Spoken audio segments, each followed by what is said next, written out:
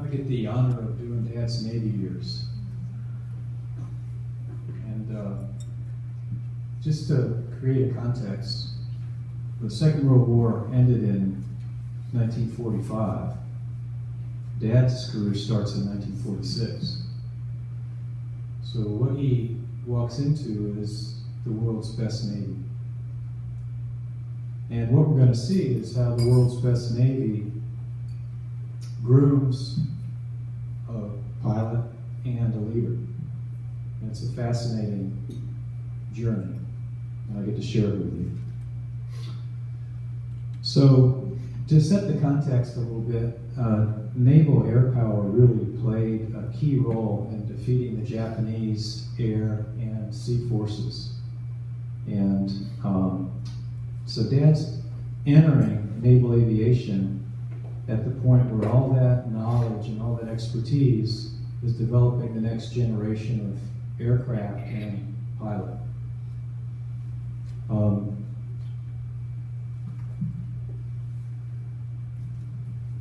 He has a real distinguished career, and I'm honored and proud to tell some of his story. It spans 32 years. He started in 1946 and it finished in 1980.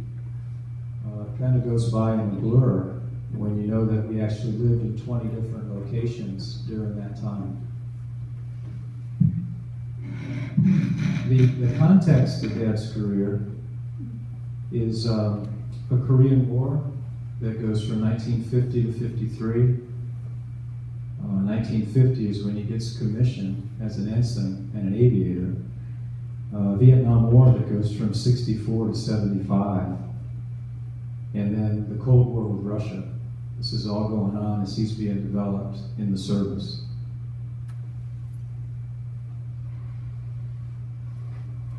Now this is not to intimidate anybody. There's no test at the end. These are the 20 homes in 11 states.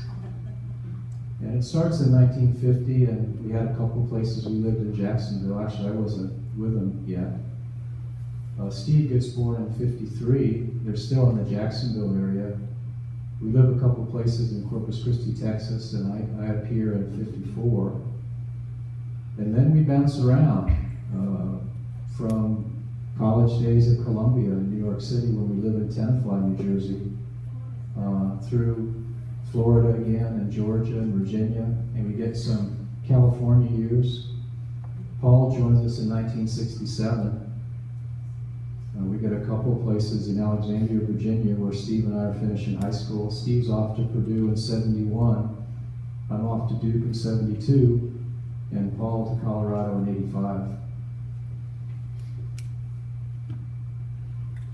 So this is Dad's world when he's a Navy man. It's aircraft carriers.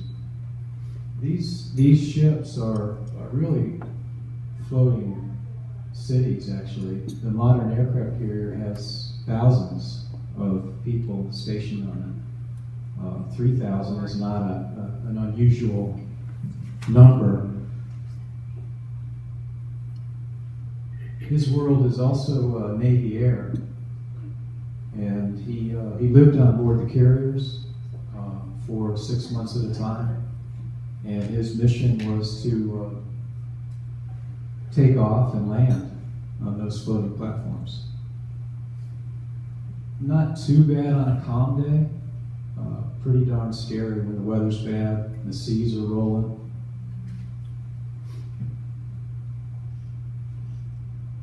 Dad's plane was really engineered with all the best engineering from the planes of the Second World War. His plane first came into service in 1946.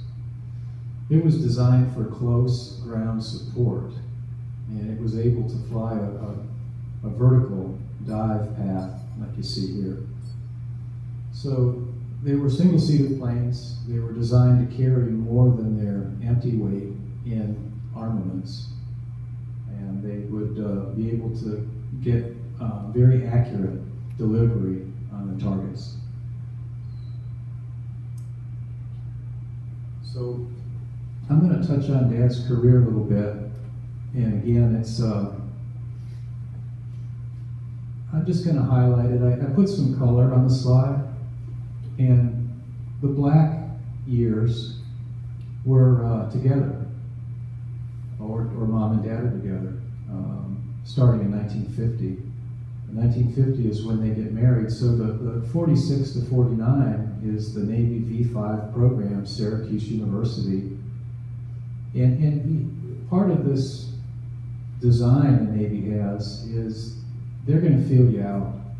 You get into the program because you pass a scholastic test, you pass a physical test, so you're a candidate. Now you've got to show an academic ability, go to college, succeed. If you do that, now you get to show us what you can do in basic training. Can you pass that cut? That's pre-flight. And if you can handle that, then let's see if you can fly.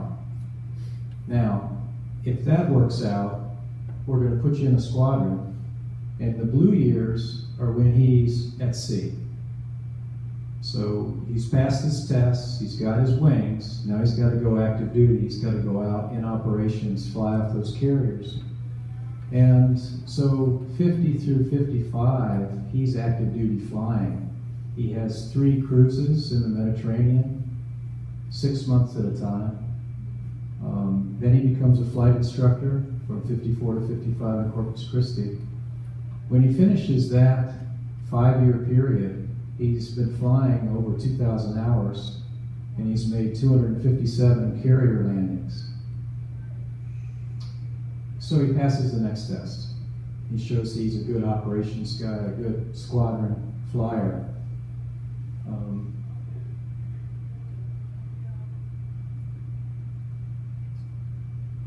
So then we're going to see that they put him stateside again. And they say, okay, the next part of your career development is finish your undergraduate degree. You've done a good job, we're going to send you to Columbia University. And so from 55 to 57, he's studying at Columbia, he succeeds, he gets his BA degree, and then they move him to the next step of his training. And this is important for later in Dad's career, and an important story I'm going to share.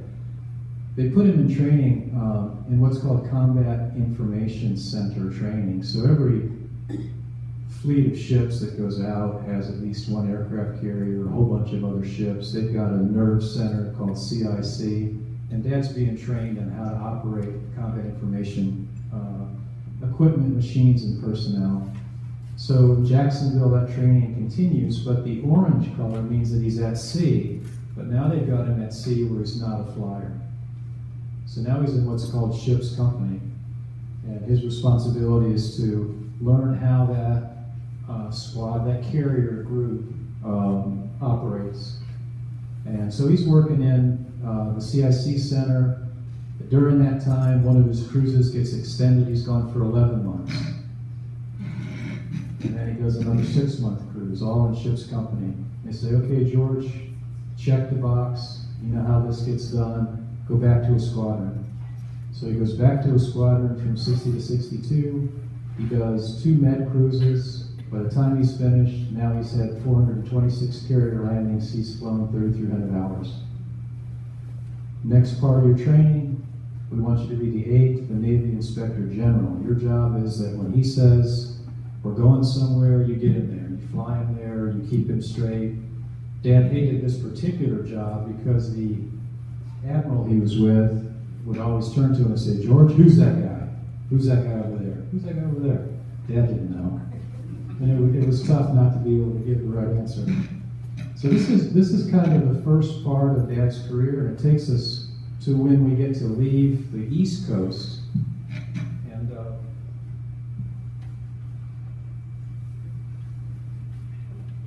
I actually want to tell a little story here about Dad. And this is going to happen during that period we talked about in the early 50s when he's at his first series of cruises. And it's actually his very first cruise. And when you're a first cruise naval aviator, they've got a name for you. And you're a nugget. Okay, so Pop's a nugget on this cruise. And he looks about like he does in the picture. So he has done something really wonderful for us. He's done so many wonderful things. But one of them is he's left us with a lot of writings. So he actually wrote some stories about his naval career. And I'm going to tell it. And it's interesting the way he wrote it, because where the story starts is he's going to have his first catapult launch from the ship. Now, a catapult launch is a very dramatic thing where the plane gets basically put into a bridle that's on the catapult, and it has a release ring, and you're supposed to rev your engines to maximum speed. And this release ring is straining. You're supposed to release your brakes. The plane is hopping. The catapult's ready to go. The catapult's strong enough to break that release ring, and that bridle just shoots you right out the end of the ship at maybe 3 or 4 times gravity. So in almost just a few seconds, you're pulling 3 or 4 Gs. So Dad's a nugget, and he's been told that he's supposed to fly this plane. And he starts the story describing this moment when the catapult shoots, his head snaps back, and then he says, wait a minute, how did the nugget get here? So he backs us up a little bit, and basically he tells us a couple things. He says, this first catapult launch is actually at night in the dark, no moon. So the picture we see is a daylight picture, but he's in this hopping plane in the dark. Can't see anything but the end of the carrier that's just about 180 feet from him. And he says, okay, how did we get certified to be night pilots? Well, it turns out it wasn't very extensive training. They have an island in the Caribbean that has a cliff on it. You fly into that island, you're at about 70 feet. Once you pass over the cliff, you're at about 30 feet. That simulates an aircraft carrier. He did that twice. Then they had a dummy carrier out there in the Caribbean on a nice night with a full moon, quiet and still, and he landed on it twice. So check the box, he's night qualified. So the Nugget's not feeling super confident. Yeah, the other thing that he tells us is they recently just had an equipment upgrade. That the old cloth helmets from World War II, they finally decided to get rid of them, and they got them these new helmets. And apparently they kind of were two different styles. It either was loose on your head like a bucket on the end of a pole spinning around, or it was so tight it was like a coat of paint.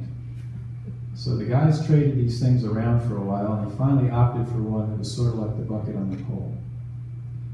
So now we go back to that moment when the catapult fires. But he's made one mistake. He hasn't adjusted his headrest back for a tight fit. So the catapult fires, his head snaps back, the helmet goes over his eyes, and he's flying in his helmet. And he's got one hand on the throttle, and let's see, he's got his other hand on an equally important control. And he's basically left with deciding, which one do I let go of? So he lets go of the throttle, pushes the helmet back, he's leaving the end of the plane, he's into the dark night, he hits the throttle, and he's flying. Well, that was a very dark night. He had to land again. And he says 50 years later, as he wrote the story, I don't remember a thing about the rest of the flight. I don't remember a thing about the landing. But that takeoff is etched in stone. So that was one of the Dad's early stories he told us. And I wanted to say one more thing at this point. And it's hard. It's a tender time when someone that you love so much passes. And our families had to really pull together. You know, Mom and Steve and Paul and I, we had to huddle up and say, look, this is going to be hard. We know what Dad's been diagnosed with. We don't know how this is going to go.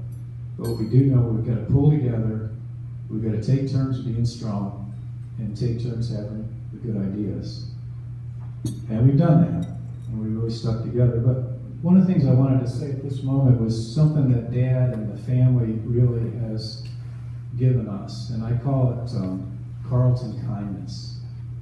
I just want to digress for a minute and introduce you to Dad's parents again, Judd, George Lester on the left, and Carrie on the right. When I was very young,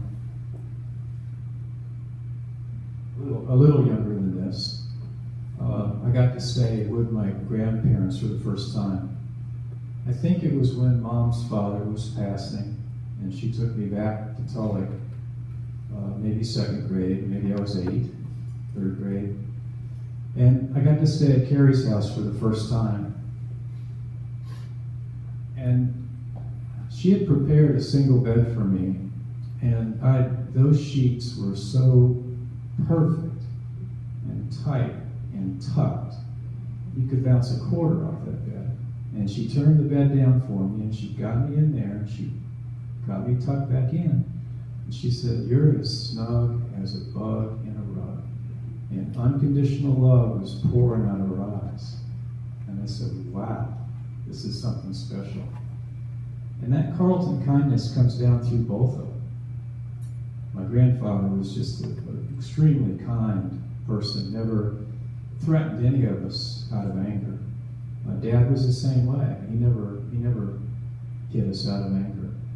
A couple times we got in trouble, and Mom said, "When your dad gets home, you guys are going to get it." And Dad would come home, and we'd get paraded into the living room, and we'd say, "All right, what happened?" "Okay, assume the position." Well, that meant we were supposed to bend over, maybe grab our ankles or something, touch our toes. But by then, he was having trouble keeping a straight face. And if he did give us a little tap, it wasn't much of nothing. And maybe even Mom started laughing by then. But it was just that kindness that came through the family that's been such a blessing.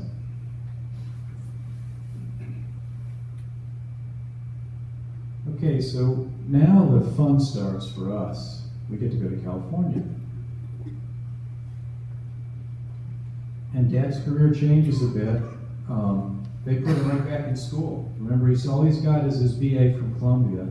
Well, they want to start some postgraduate training.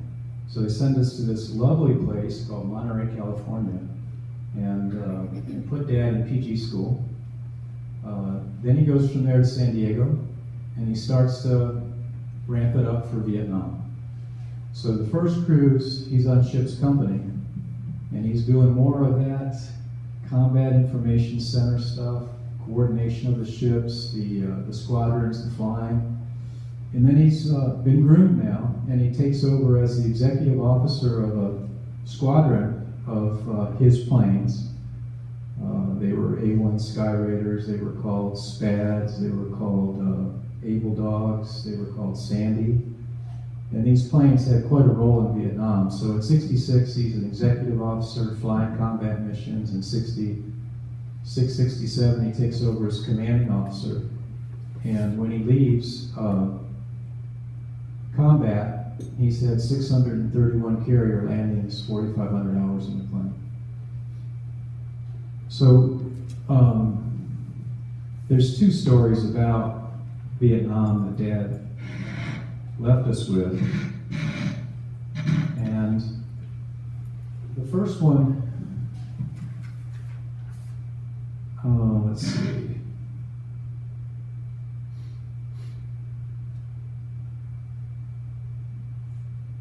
Okay, so the first one happened in 66, and this really leveraged all that training he'd gotten, but basically he's flying with 4 planes, he's in the lead, and they're given direct orders by the CIC department of his aircraft carrier, probably by the commanding officer of the ship, that they've identified a target, PT boats moving quick in a southern direction. You guys got to go in and handle it. So they were on a different mission. They changed course, fly to the coordinates. Dad says, okay, you're too far away to make radar ID on these ships on the surface. How have you identified them? I said, well, we're using ECMs, electronic countermeasures, which means that the frequencies of the broadcast from the ships match frequencies of Russian equipment. So Dad's got some doubts, and he's thinking, I'm not sure this is a real solid identification. They go in, get close to the target, they get a pencil-thin light coming up from below, and they're wondering why any of these ships would be putting a light out. He gets a clear order from his CO that says, this is your target attack. He puts his planes in a holding pattern at about 6,000 feet. He says, I'm going to go in and drop flares and make a positive ID. So he sets his plane up to drop 3 flares, one short, one on top, and one long. And he figures that if they try to bolt and run after being ID'd, his guys will be close enough to come in. But he wants a positive identification. Well, he lights up the scene. It's about as light as day. And he makes another pass through a fairly low one. And what does he see but the USS Sacramento written on the side of the ship? So it's one of our destroyers. So he radios back in that he's got a friendly. And all that the CIC voice says back is Roger. He lands the plane, he goes to the ready room, he thinks he's going to talk to the CO and do a debriefing, what happened out here. The captain never showed up. Next morning he thinks, well, maybe he's going to talk to me today, but it never came up again. So that was an example where his training in the CIC aspect of the ships made him realize it and want to get a confirmation. And it's a Navy tradition that when you're going to apply lethal force, that you need to be sure that it's the right circumstance. And so he belayed an order, but for the right reason. Now the second story has it in Vietnam when he gets the Distinguished Flying Cross, and we've got some of his medals up in the back.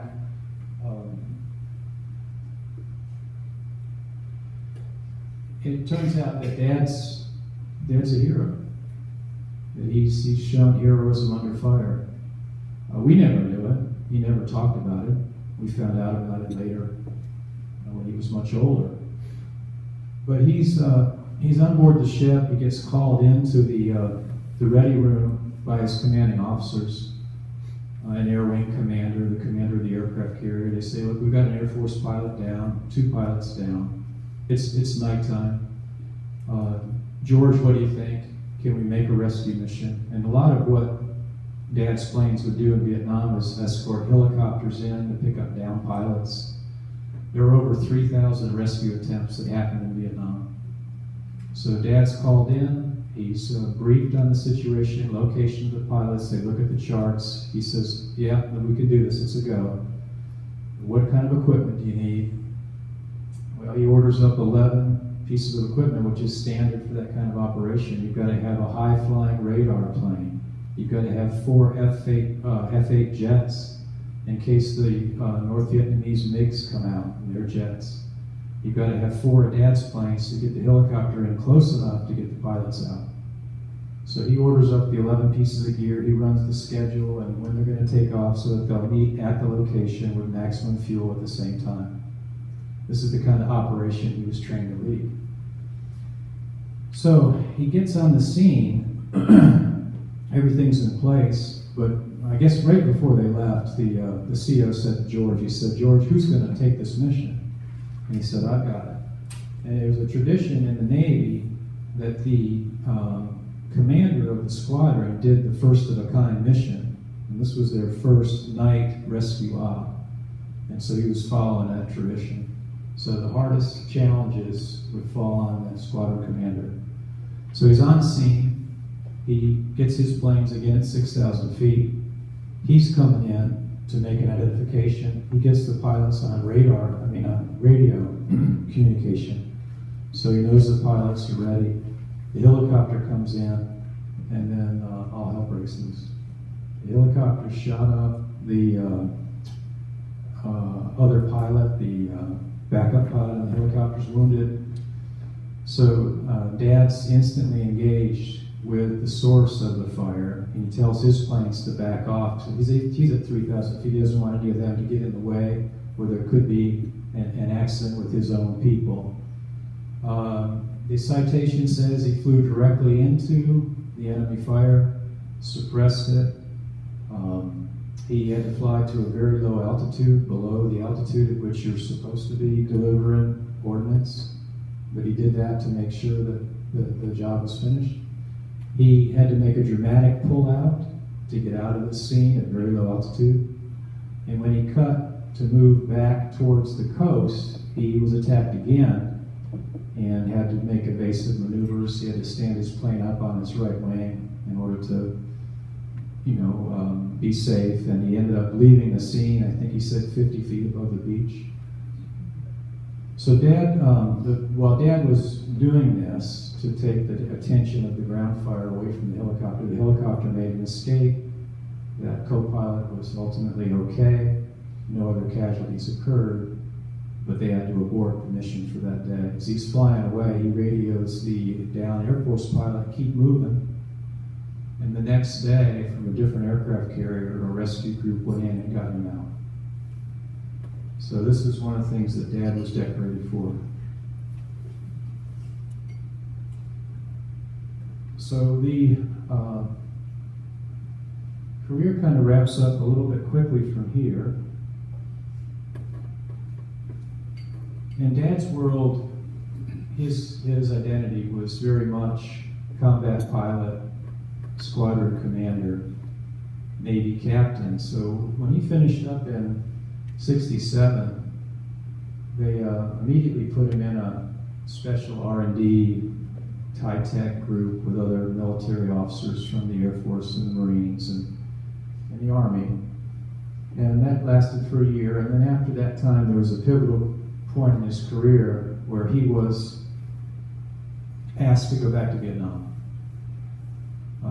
When he finished in '68 in Albuquerque, his friend who was in charge of military personnel said, "George, we've got your set of orders here. Are you ready to get back in the game?" He said, "What have you got?" He said, "Well, we want you to take over a squadron of A6s and go back into Nam and lead the squadron." And he said, "Well, let me think about it." He called him back the next morning and he said, "What else do you have?" And they said, "George, do you know what this means?" And he said, "Yeah, what else have you got?" That was a decision he made for family, that it was time to get out of harm's way. His kids were growing up. Paul was born. He had a newborn. And it was time for, he'd done his part. They also were asking him to change aircraft. They wanted him to fly a plane he really had no experience with and lead the pilots in that squadron. So it was a risky request.